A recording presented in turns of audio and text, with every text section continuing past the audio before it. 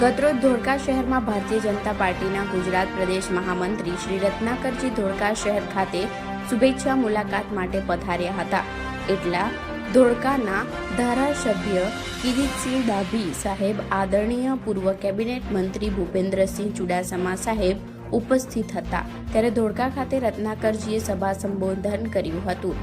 સાથે સાથે વૃક્ષારોપણ કાર્યક્રમ રાખ્યો હતો.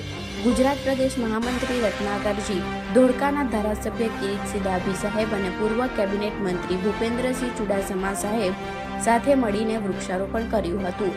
ધોળકા શહેર ભાજપ સંગઠનના સર્વ હોદ્દેદારો, ચૂંટાયેલા પ્રતિનિધિઓ, શક્તિ કેન્દ્ર ઇન્ચાર્જ, બૂથ પ્રમુખ, સૌ આગેવાન, કાર્યકર્તા મિત્રો અને આજુબાજુ વિસ્તારના નાગરિકો મોટી સંખ્યામાં ઉપસ્થિત રહ્યા હતા અને શાંતિપૂર્વક કાર્યક્રમ પૂર્ણ થયો હતો. રિપોર્ટર પ્રકાશ મકવાણા, ગુજરાત ક્રાઇમ ન્યૂઝ, ધોળકા.